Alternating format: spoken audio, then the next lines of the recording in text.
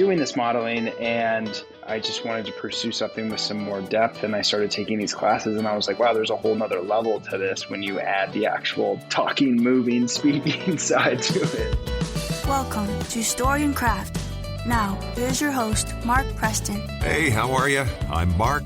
Glad to have you back. Another episode of Story and Craft. Welcome if you are new. If you haven't been here before, glad to have you by. If you've been here before, thanks for coming back. Appreciate it. Took a couple weeks off, little hiatus, vacation time with my teenagers, did the cruise thing around the Caribbean.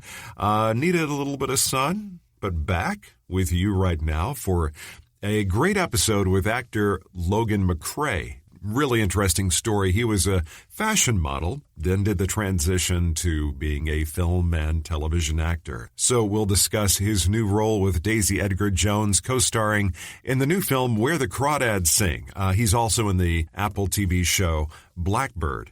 Logan and I touch base on his film career. Also, you know me, love talking food. We talk about great places to eat around New Orleans. And hey, don't forget, Story and Craft pod.com is the website, storyandcraftpod.com. Stop by.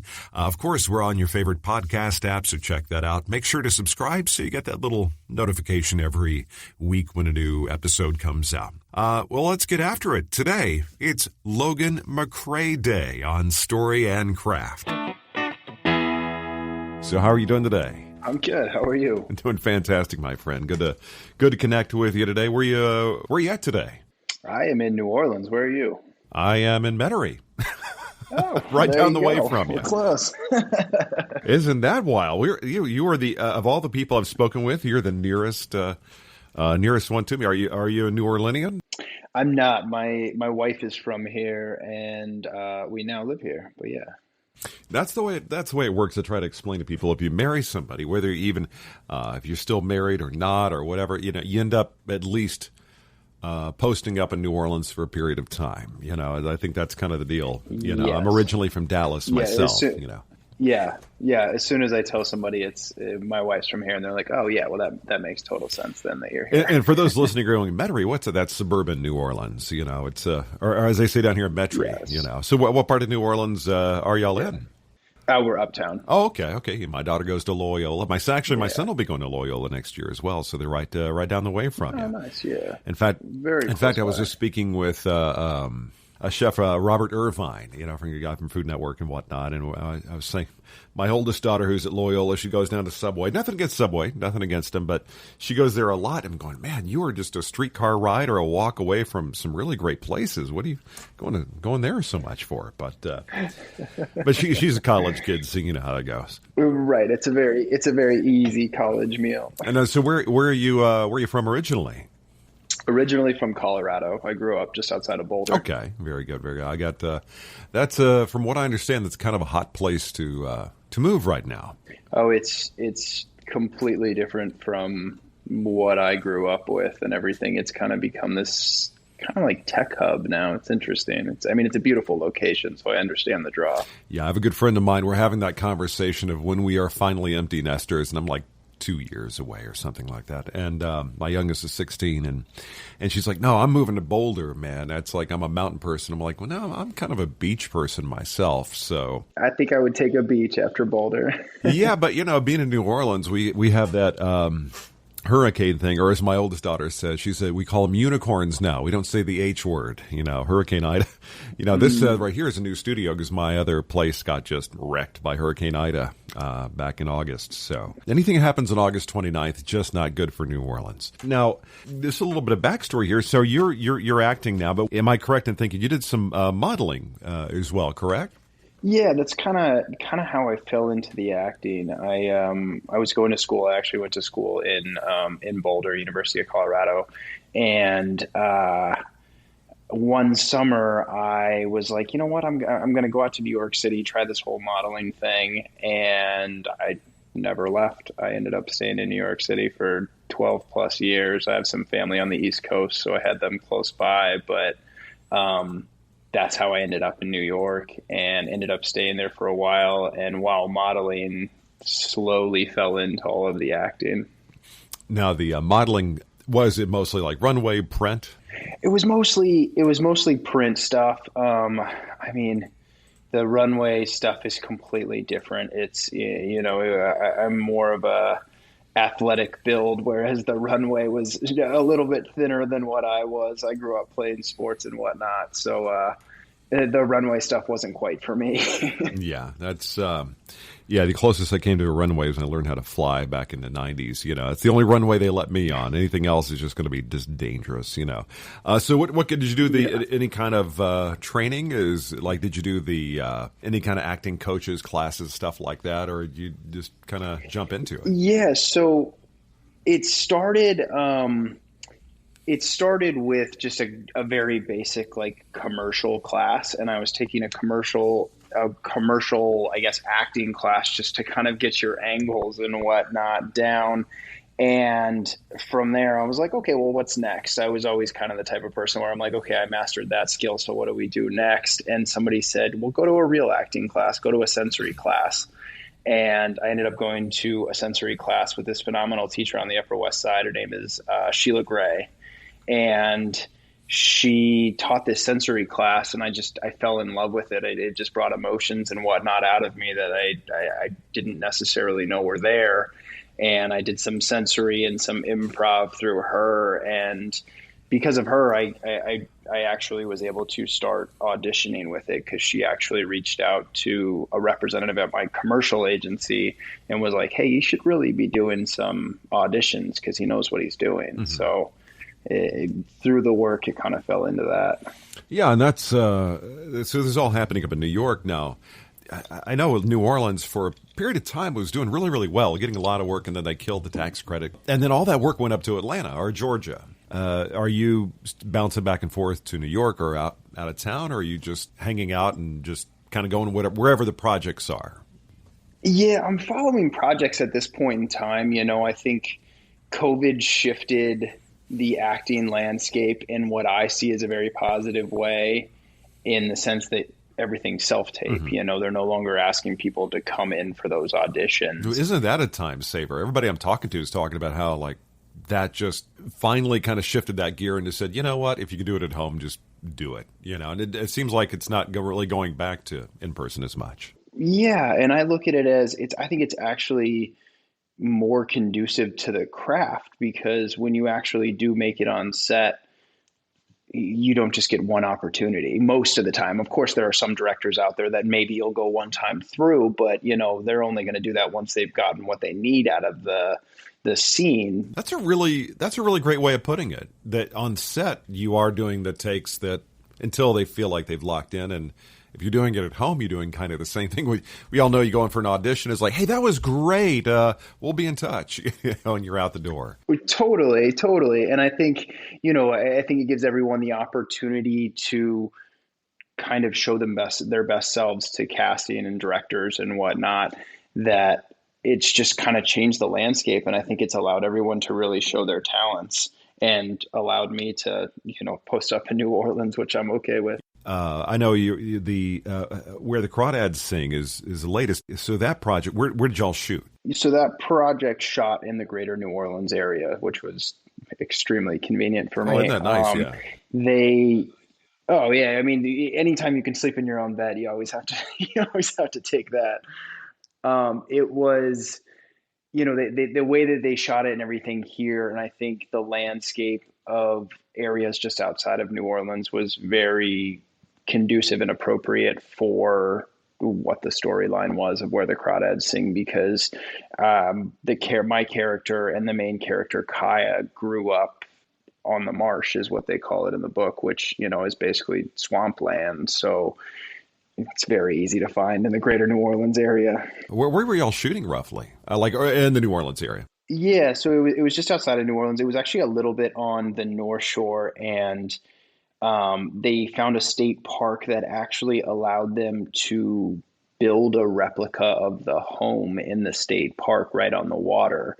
So it was amazing, because you show up and it's like, oh, there's the family home, and everything was real, and it left very little to the imagination, that you saw the family home and it was 20 feet right from the river. So everything was exactly what you pictured in your mind when you read the book and the description of the home. It was really cool, and I think it just made the experience that much more real. So, when did y'all shoot this? It was shot May of last year, so May of 2021. There was a little bit of delay. They made it so accurate that it was 20 feet away from the water. And I don't know if you remember last year. Yeah. Last year we got a lot of rain last year in May, and they had to shut down production a little while because it actually took on so much water that there was water, if you're 20 feet away from the river, the water was suddenly up to the house when we got so much rain. So it was very, very true to living in the marsh swamp that everybody dealt with it. It was funny. Yeah, that was, it's so funny that whenever I've shot things here, and I took a little bit of a hiatus from doing anything on camera, but it was wild because it's like they give you a location to go to. I was like, wow, I didn't even know this part of the city existed. Yeah, I'm originally from Texas, so I'm still kind of, even though I've been here on and off for 20 years, I still am learning my way around. And it is very nice. And that's kind of like what it's like to live in LA and shoot a lot in LA is like you just go down to the studio, come back home, not bad. Now, before that, you had done, which something I haven't had a chance to see yet, Mouthful of Air. Yeah. That's with Amanda Seyfried. I think Paul Giamatti was in that as well. Did you do anything with him? Yeah, the cast was phenomenal. I did not have any scenes with Paul. I actually didn't even have a chance to meet him, unfortunately. It was Amanda and Britt Robertson. Yeah, there was a few people, but yeah, unfortunately, me and Paul didn't get a chance to kind of cross paths. Yeah, Britt Robertson, she seems like she's just a ball of energy. She's fun to watch. Yes. Yeah. Now, kind of going back to growing up in Boulder, was this even on your radar? Were you like watching movies going, man, that's something I kind of want to do one day? Yeah, I think it was, totally. I mean, I don't know if you consider Colorado like Midwestern, but it was just kind of that very traditional upbringing. I mean, I have two brothers, and it was sports all day, every day is what our lives were growing up, kind of.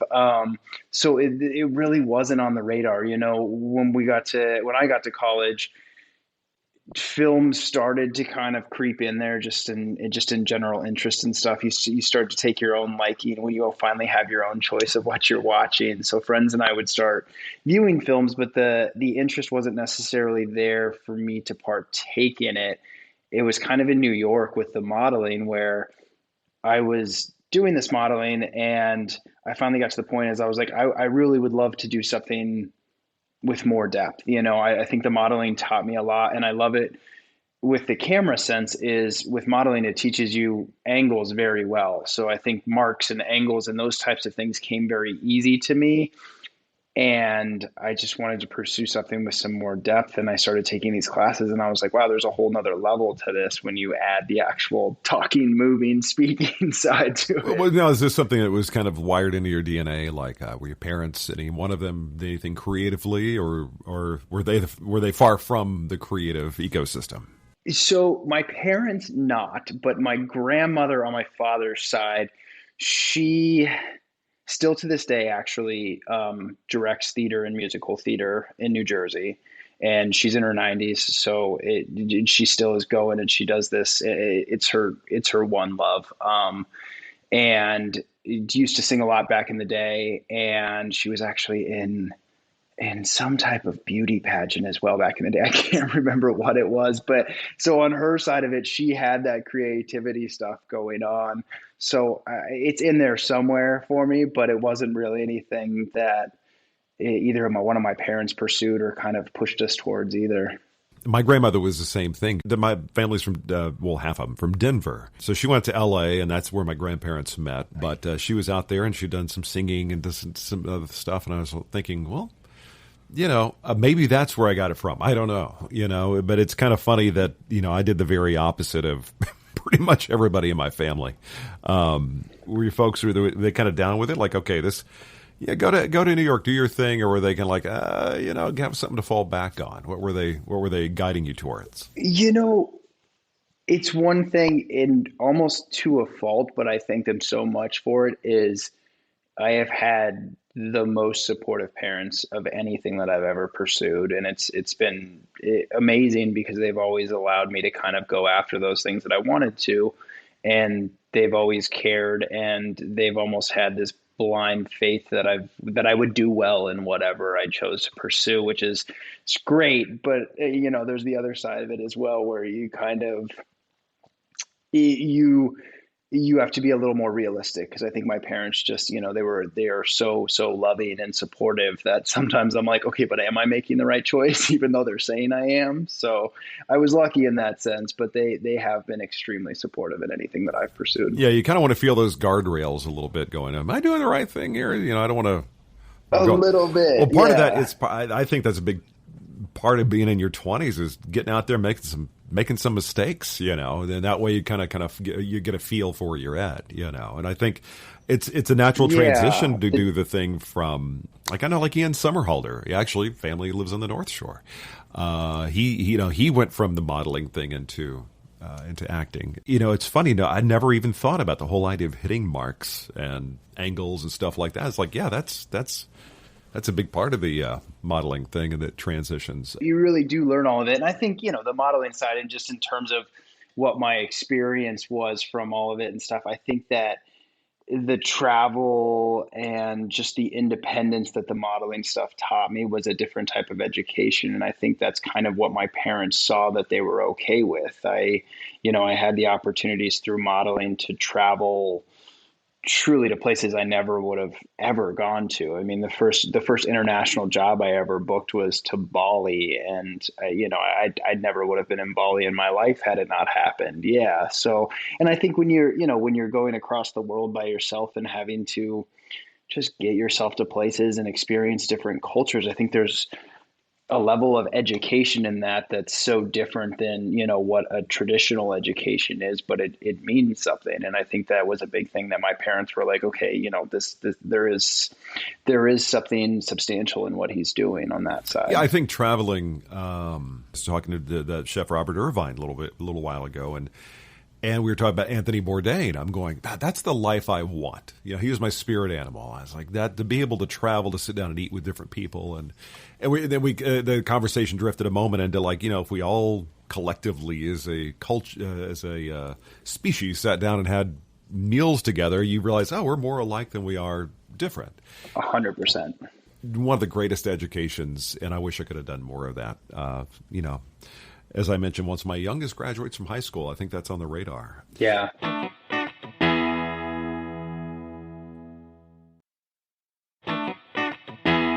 What kind of projects are you looking to start? If I was to say, here's a bucket list of the kind of projects, or maybe even the actors or directors, what kind of things would you like to find on your resume, as they say, as time progresses?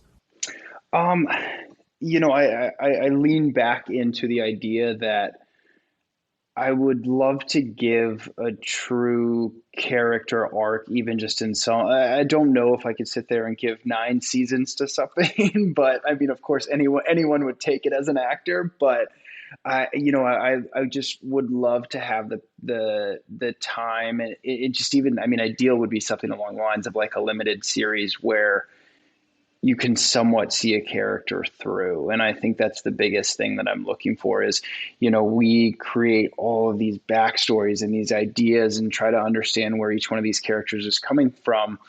And you only get X amount of time to do it. But I think if you really were given full play to really break down each piece of where somebody starts and where somebody ends on a larger scale, like I said, limited series, or even a full movie as a lead or whatever, just something that gives me the chance to see more of the character. And then the other side is I've always wanted to do comedy. Comedy stuff I look at and I'm like, I would just love to go on that set where you could just play and play and play all day long. It just looks fun. And I like the challenge of comedy. I think so many people, they look at comedy and they're like, oh, that must be so easy. But comedy is probably one of the hardest things out there. But once you kind of pick up on little things, you're like, oh, this is cool. And this is crazy. What gets a laugh, what doesn't get a laugh. And I think the feedback in comedy is so instantaneous that side of it's kind of what you're looking for as a performer. Yeah. And you mentioned the limited series thing. And we're kind of moving into that realm of most things in streaming and whatnot. I mean, 3 seasons, that's pretty much it. And now they're on, be it Netflix or Hulu or whatever. So you're no longer I said not locked into, but you're no longer looking at, hey, as long as we get this thing to run, I was just talking to my kids. I said, man, like reruns used to be a big thing back in the day. You work on a series long enough, that thing goes into syndication. That's great money on the back end. But you mentioned comedy. What were you watching growing up? What kind of things were you, be it movies or TV shows? What was your jam? It's, the stuff that was always running in the background for comedy. And I guess you don't realize as a kid how much it influenced you, and stuff that you saw was the reruns of like Seinfeld. I remember, Seinfeld had that 4:30, 5 o'clock slot, and it was like on TV while mom and dad were cooking dinner, so Seinfeld was there. And then I've actually revisited some of those comedies from that era that I was like Frasier, I thought was the driest, most boring show in the world when I was a kid. And I've gone back and rewatched Frasier. The show's hilarious. It's such a great show. My wife and I kind of cycle through different comedies, and she likes to watch something nice and like light before bed. So we cycle through comedies that are, 20 minutes long. So that's something like that. So the ones growing up were probably Seinfeld. And then as I got older, one that I always circle back to that I find hilarious, but I think it has a very specific time period, was New Girl on Fox. I found that show hilarious just because I looked at those. I never saw that. That's another reason why I love like Netflix and all that, because these shows show up there. I'm like, there's so much stuff out there now. It's almost impossible to watch everything. Yes. And I kind of like that because I still haven't watched Game of Thrones. So I'm like, that could still be new to me. You haven't watched any of it, really? Yeah, it's like some things just life or whatever else, and having kids, you have to be diplomatic, and something Well, it's a commitment too for some of them. It's just like, Game of Thrones, my goodness, it's, to commit yourself to that entire show that is a task in and of itself. What kind of movies were you watching growing up? Or what kind of, even now, what are you liking to check out? So one person, I was talking about this the other day with someone, one person that I had no idea until somebody asked me, somebody that I followed, and, the person that has such an amazing resume of films, and for some reason I saw so many of them just by chance, was Christian Bale. If you look at everything that he's been in, it's just, they're so wide ranging, and the characters that he plays are so all over. But when you start to go through it, you're like, oh no, I've seen that one. Oh, I've seen that. And he's done so much. But like when you see it when you're younger, it's almost like seeing it with new eyes a few years later. What was that one movie he was in? American. Oh crap! But I remember this one scene. Was it him who's doing that thing where he's going over like the zen of a business card and like the paper stock that goes into. Oh yeah, yes. American Psycho, was that? I should know this as well. American Psycho? Yes, okay. It was American Psycho. Yeah. Yeah, he's a phenomenal actor. But you digging on the comedy. What kind of comedy movies or? Well, looking back at comedies, I think comedies are tough in the sense when you look back on them, especially movies, because they're very period set. I was in college at a certain time where, Will Ferrell had his run at all of that kind of stuff. So, you have your, and there was a period of that. And you look back at them now and watch them and they're like, okay, is this the funniest thing you've ever seen? Probably not. But at the time in college, you thought it was hilarious. Oh man, so, anything Judd Apatow is doing with Will Ferrell, absolutely, Anchorman, and it's just so ridiculous. And when I'm teaching voiceover to students, I'm like, listen, you got to buy in, man. It's like when you're doing comedy, absolutely. you can't like wink. It's like he's totally bought in. It's like the ridiculously like 60% of the time works all the time. Sorry, I could quote right. Anchorman all day. But, going forward, that's, as far as what you're looking to do, how did, and what you're doing now, how did Where the Crawdads Sing land in your lap there? Just happened to be you're in New Orleans, they were shooting here, or was that something that you were pursuing? It was somewhat of a combination of that, and I didn't really realize this until everything had wrapped and whatnot, when I put together the things that were in my life and the things that were in the character that I played, Jody's life. And I think it was just kind of harmonious, that there were a lot of similarities in terms of our overall, values and the way we look at life.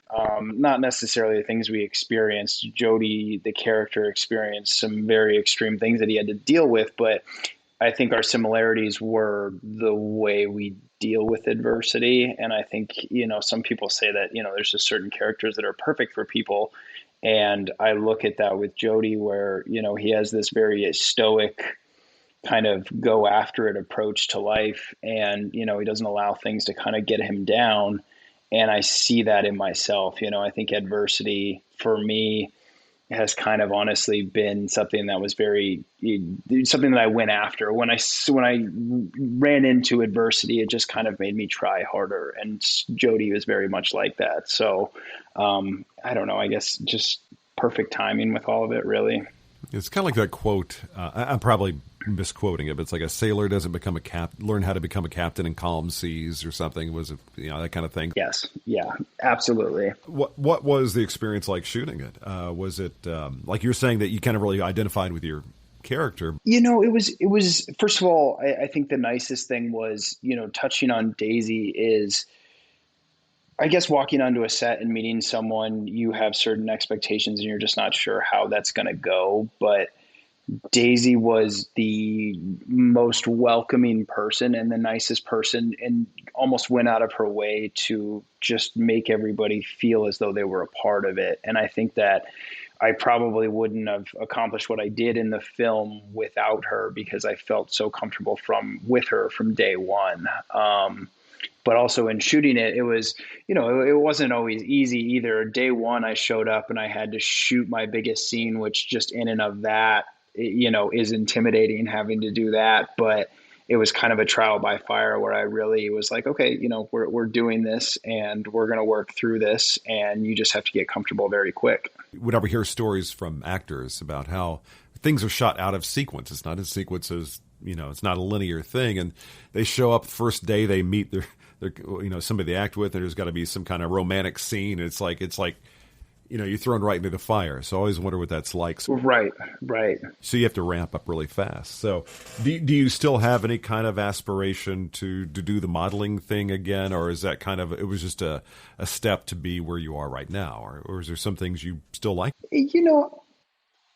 I think that there are some things that I still like about it. I think the actual true fashion side of modeling, I think that there is an interest. I think each person has their own individual tastes and, overall style, that I do like that side of it. And I'd like to be part of it in some sense like that, where I guess you can't really pick and choose as a model, but I would like to be more picky in terms of what I work, just because there are certain brands and what they're doing and images that they're putting out there that I really support that. Now, did your closet fill up with stuff when you were doing this? Or were you like coming home with wardrobe and whatnot? That is the biggest modeling misconception. Like we as models, you get nothing, not a single thing from set. I mean, the number of shoots that I came home with something was maybe 1 in 30 or something like that. It really wasn't anything. And I always thought it was funny, because I think about these brands and I'm like, well, you'd think you'd want your clothing on these people, but then when you start to look at the actual business side of it, they're all samples and none of this clothing has come out yet. So they need all of this clothing to continue working through ramping up the line, going into production and going into stores and everything. But yeah, it's funny. I wish we got half the stuff, but not necessarily how it works. Yeah, my grandfather worked in that industry to a degree. He wasn't a model. He worked on the sales side, so they always had these intermittent sample sales. Like these guys I remember it was the Dallas Apparel Mart. You would get real, essentially fashionable stuff for almost nothing, and I'm not fashionable, so I didn't qualify. So question: do you miss New York? Are you kind of hoping to get back up there as your home base, or are you kind of digging being down in the New Orleans area? There are things about New York that I do miss. I think New York is a very inspiring city. I kind of like the relationship that I have with it now, in the sense that I can pop in and pop out. being in New York City in spurts can be, like I said, very inspiring. And you're just surrounded by this energy in New York that people talk about. And I still feel it to this day whenever I go back. But that energy can also be very draining if you're there, long term as your base too. So I kind of like the relationship that I have now. And, I like the relationship that I have with New Orleans as well. New Orleans is a special city, and it's a cool place. I was talking to somebody the other day about New Orleans, and I was like, the thing about New Orleans that I love is the same thing that I love about European cities, in the sense that you can walk around New Orleans with nowhere to actually go, and you just see all these homes and everything with all this history, and it's beautiful. It's the same sense as walking around Paris, is you don't have to have somewhere you need to go in Paris, and you can just walk around looking at all the buildings thinking it's amazing. And I think New Orleans kind of has that vibe on a certain level. Yeah, no, did your wife grow up in New Orleans proper? No, she didn't. She grew up on the North Shore, so she was outside of it. I know at least one of I'm sure my youngest daughter is going to ask, like, did she go to my school? Because that's a big thing people don't understand out. You ask anybody anywhere in the country, hey, where'd you go to school? They always tell you, I went to University of Texas or whatever have you. No, here they tell you what high school they went to. All the Catholic schools here. It's the craziest thing. And, every single person that my wife meets somewhere else that they find out they're from New Orleans, they will find a connection within 2 minutes of speaking to someone. It's like, it is a big city, but for some reason it's so tight knit on a certain level too. And it's all about the high schools. And that's the easiest way to figure out if you know someone. Yeah. You're only like 2 degrees of separation from anybody, it seems like, and I've been here on and off for like 23 years, and I've spent time in Southern California and back to Dallas, and I still have to use GPS to get to some parts of New Orleans because it follows the curve of the river. It's not laid out on a grid, and just mind-boggling. But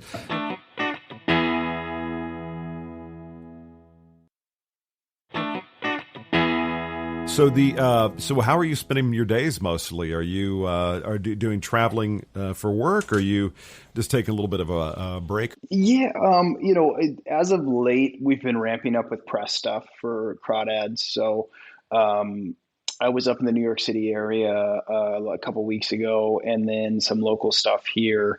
So it's a mix, and then obviously there's all the audition work too that I'm going through. So it's really ramping up for the movie, and then my day to day, and just kind of taking it easy. I've just learned to kind of take my my lulls in work have come easier. Before I would panic a lot whenever nothing was going on, but I've finally gotten to a point where I'm like, no, this is just kind of part of the flow. And if I have nothing going on, I just kind of do something that I enjoy, get back to staying in shape or whatever I can. That just is kind of self-maintenance. Now I have to ask, because the whole New Orleans thing, where are your, like, you have a top 3 places you like to hit to grab a bite to eat? And because you're probably within walking distance of some good places, I'm sure. Yeah, I'm very, very much within walking distance of Superior Seafood. I mean, their char-grilled oysters, and one of their char-grilled oysters, if you go in there for happy hour, char-grilled oysters with a frozen French 75. That's a great way to start a night. That seems to be the place where I take most people who come to town. I'm like, they say, if I see the French Quarter once a year, that's a rarity. I never. People think, oh, you're. It's kind of like people in New York saying, oh, do you go to Times Square all the time? Nope. Never see it. A little bit. Yeah, it's there. And there's New Orleans is funny. It's just, I could list restaurants, and I'll speak to somebody the next day, and they'd be like, yeah, but have you been to XYZ? And I've never even heard of it before. And there's so many great little spots that are just like hidden gems here that you're always finding something new. A great date night for you and the wife. It's a place called the Delachaise, right off St. Charles, off the streetcar line. Delachaise near Touro Hospital. It runs perpendicular to St. Charles. They have a great wine selection. It's little charcuterie boards. It's a great date place. Really, really dig it. But another thing here is people who live in New Orleans, you got to have your places you go to eat. And you're watering. I don't really go out to get drinks hardly ever. But yeah, you definitely got your places where you like to go grab a bite to eat or a burger or whatever. You have your place and you're willing to drive to it. Superior, actually, on a Mexican restaurant down at the Superior Grill, I think, as well. So, but Superior Seafood, it's very on point. Yes. Now, the only thing we don't have, you had in New York, was we don't have a good deli. That's the one thing that just kills me because New York, you have Katz's and all that. Me being a Jewish boy down south, it's painful sometimes. I tried out a place who will remain nameless. Yeah. Everybody's like, you got to go there. You got to go there. Went in there. I was like, oh dear Lord, this is just. It's just almost my kids and I we all looked at each other. This is not good, So it's right. There's just some stuff that doesn't live up. It's true, but New Orleans has its own take on food that it is not duplicatable elsewhere. Indeed, yeah. I mean, I could talk food all day because you can kind of tell I haven't had lunch yet. My kids are having a bite to eat in there. I'm like, I was like checking my teeth before I grabbed an Oreo before I came in here just to have something, But now, where the Crawdads Sing, that's coming out, is it July 15th? Correct. July 15th is the release. Yeah. Do you have anything else in the can that's coming out after that? Yeah, so actually, funny enough, it comes out about a week before it actually is. I have a role in Blackbird is what it's called, and that's actually a limited series for Apple. It's a little bit smaller of a role, but it's with Taron Egerton. And that one, I just recently saw the preview. I haven't been able to see my stuff yet, but the preview, it looks good. It's cool. It looks like a really, really suspenseful thriller that Apple TV is releasing. Yeah, that's with Ray Liotta, right? Correct. Yeah. It was one of the last things he did. He was one of the very first interviews I ever did back in 92, 93. He was the nicest guy, and right. But that looks like a great film. Greg Kinnear. I mean, who doesn't love Greg Kinnear? Yeah, it should be a really cool storyline.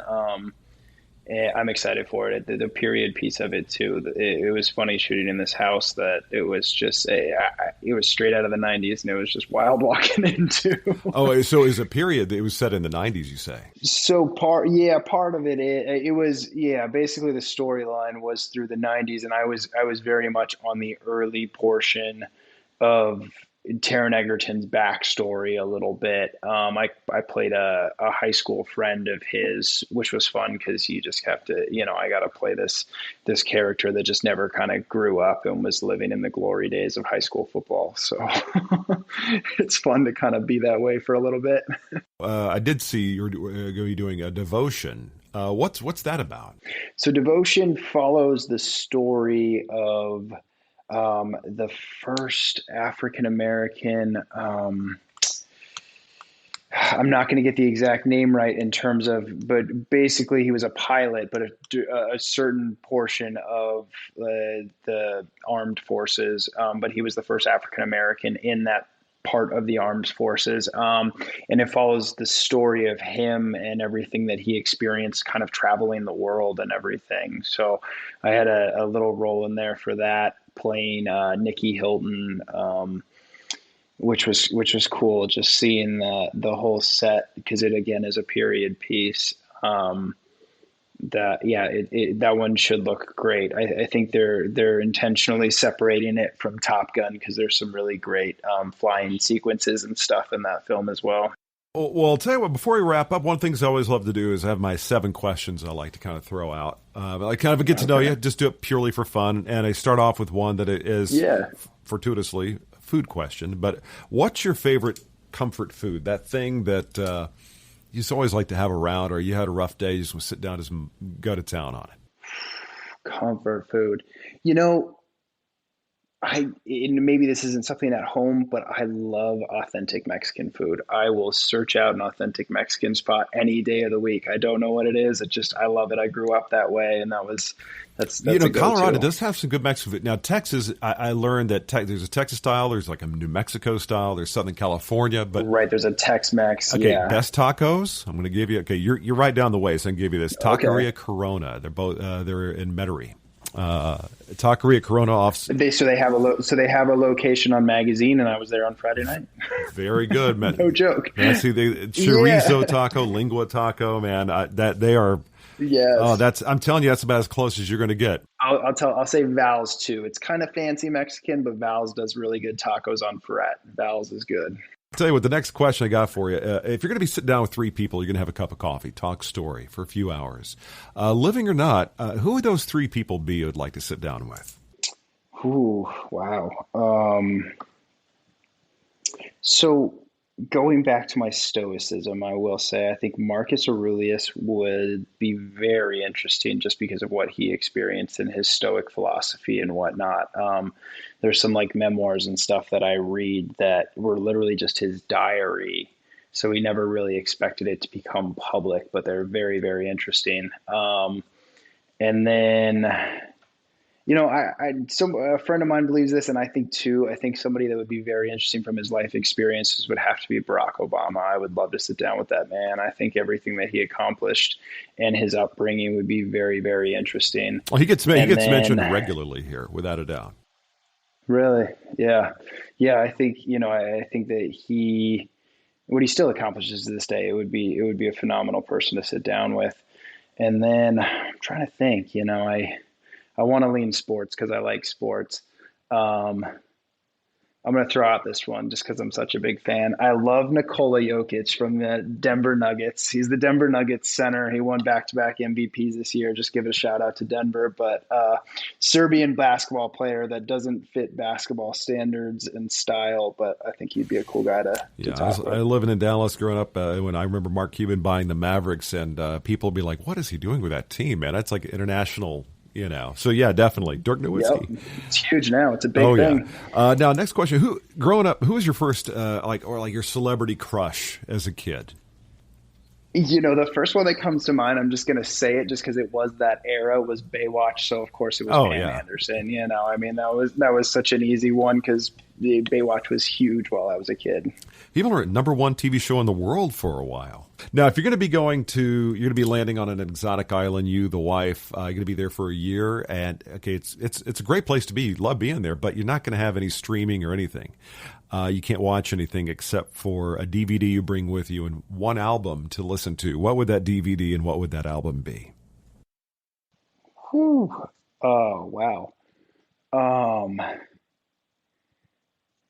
DVD, wow.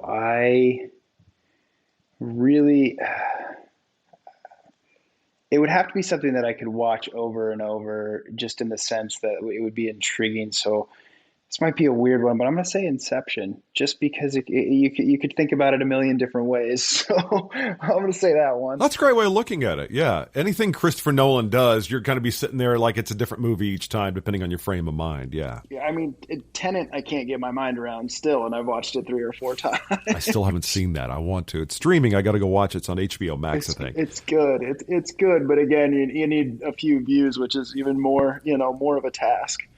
And then album, Jay-Z's Blueprint. Very good. Why not? Very good. All right. Now, if you're going to say from the time you wake up to the time you put your head down on the pillow at night, definition of a perfect day for you, what would be that day? What would the component parts be of that day, that is? Waking up with a very good cup of coffee, because nothing starts my day poorly is like a bad cup of coffee. Just with my books, I start every day with a coffee and some books that I just read a couple chapters of. And I think that puts me in the right mindset. A long walk with my wife and the dogs, just because I think walking is probably one of the best things anybody can do, A, on exercise, and B, mentally. It just kind of clears the head and puts you in the right place. And then, probably just touching base with my parents. I talk to my parents a lot. I talk to them almost every single day, and, they're far away, but I think just being able to do that means something to me. And then some level of accomplishment. I think that, there's something in there that the days that I actually go about really setting goals and I can kind of cross those all off the list, I just go to bed and sleep a little bit better at night. So I think some level of, just goal to accomplish that day. Very good. That comes up quite frequently. Just a good thing to get accomplished. I talked to Tommy Chong yesterday, and he said, just to get my garage clean, that would be a good day for me.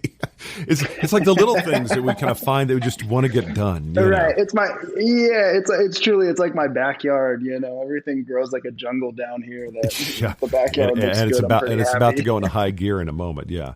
Now, if last couple questions, if you weren't acting, if you hadn't modeled, if anything entertainment, if none of this was really, well, let's just say if acting and modeling was not on the radar, what would your vocation be? What would you want to, do you think you would find joy doing? There was a point in time, and I did almost head in that direction. And I think if I was looking for just a really, it's something that just gives me a level of satisfaction with what I'm doing with my life, is I almost went into teaching for a little while. I'm not sure exactly what level I would have wanted to do it, but I liked that idea. I think helping youth and, being around those type of minds and growing them is important. So I think teaching would have been nice if I could do anything. I'm in the same boat with you. I think teaching, there's a zen to it. It's kind of like we're all, to some degree, encyclopedias of something. It's kind of nice to share. With me, it's just a bunch of BS, but Now, last question. If you could jump in a DeLorean, you travel back, you're 16 years old, you got a couple minutes with 16-year-old Logan, and you got some wisdom, you got some knowledge, you got a piece of advice that you really think you should share with 16-year-old you, what would it be? I would just say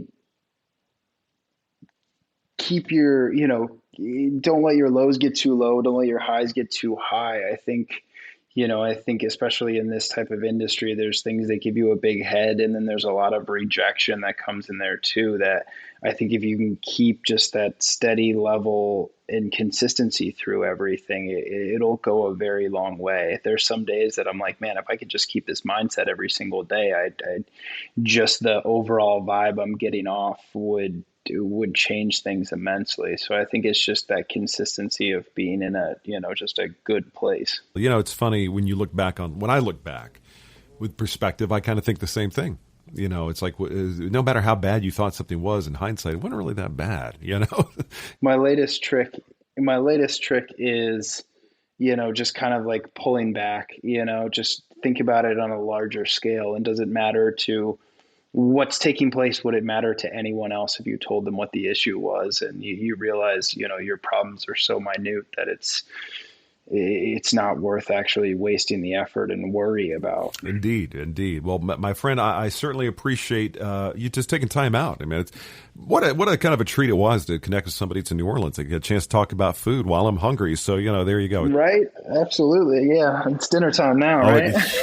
My friend, thank you again for your time. And, next time you're down having a taco at Taqueria Corona, think of me fondly. But by all means, hopefully you'll have a chance to catch up down the line. Yeah. Thank you very much, Mark. All right, there you go. Logan Macrae, really enjoyed speaking with him, of course, talked food. That seems to show up a lot. You know me. So now I'm hungry. I got to run and go grab a bite to eat, but I wanted to thank you for joining me for another episode. Don't forget, if you would, to stop by storyandcraftpod.com. Once again, storyandcraftpod.com. Like the show, subscribe, give a review. Great shows coming up in the next few weeks. Got some really interesting people stopping by. And of course, feel free to shoot me a note when you go to the website. You can shoot me a message, even a voicemail. It's kind of a neat deal. So tell you what, I'm going to get on out, grab a bite. You have yourself a great rest of your day. Appreciate you being here more than you know. And we'll be back next time for another episode of Story and Craft. That's it for this episode of Story and Craft. Join Mark next week for more conversation right here on Story and Craft. Story and Craft is a presentation of Mark Preston Productions, LLC. Executive producer is Mark Preston. Associate producer is Zachary Holden. Please rate and review Story and Craft on Apple Podcasts. Don't forget to subscribe to the show on Apple Podcasts, Stitcher, Spotify, or your favorite podcast app. You can subscribe to show updates and stay in the know. Just head to storyandcraftpod.com and sign up for the newsletter. I'm Emma Dillon. See you next time, and remember, keep telling your story.